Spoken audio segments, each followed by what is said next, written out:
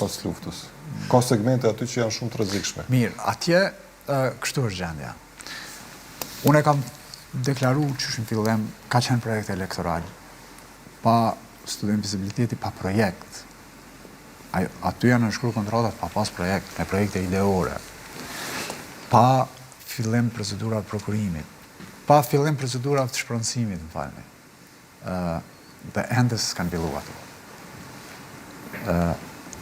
Sepse aty është një problem i madh me humbjen e këtë dokumentacionit kadastral për dy komunat, edhe komunën e Gjakovës edhe komunën e Klinës, dhe aty kanë një pjesë e madhe të trasesë është e shpronësuar në vitet e 70-ta. Dhe ne nuk mund t'i paguajmë edhe njëherë ata pronarë të cilët janë shpronësuar në vitet e 70-ta. Mirë po, edhe nëse si gjeni dokumentet, s'keni zgjedhje tjetër. Dokumentacionin e kanë humbur, ka pasur edhe të arrestuar për këtë punë, ju kanë gjetë dokumenta në shtëpi, zyrtarëve të komunave. Tani ne jemi afër zgjidhjes.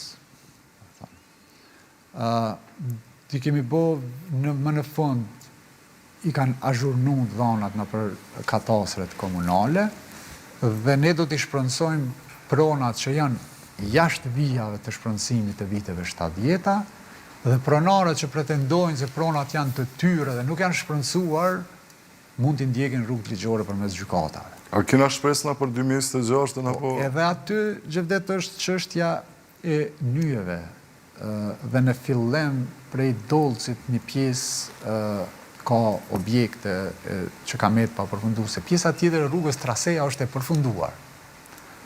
Shumë shpejt përfundojnë edhe 2 segmente me të asfaltume dhe nga Dolci deri në Gjakov, si trase është e përfunduar, por nyjet kanë me ne nuk mund t'i bëjmë bikalimet për automjete për shkak të pronave private. Është vetëm kjo zgjidhje apo keni edhe një projekt tjetër infrastrukturor për Gjakov? Kjo është edhe projekti i rrugës nga Skenderaj deri në Komaran e ka të njëjtën situatë. Jo, po mendoj, a është vetëm ky projekt infrastrukturor për Gjakov apo ka edhe projekt tjetër përveç ajo që është përfolur për hekuruar? Kemi investuar në plot projekte. Sikurse për në Gjilan që po flitet për autostradën, por ne kemi investuar shumë në Gjilan. Edhe në Gjakov kemi investuar shumë.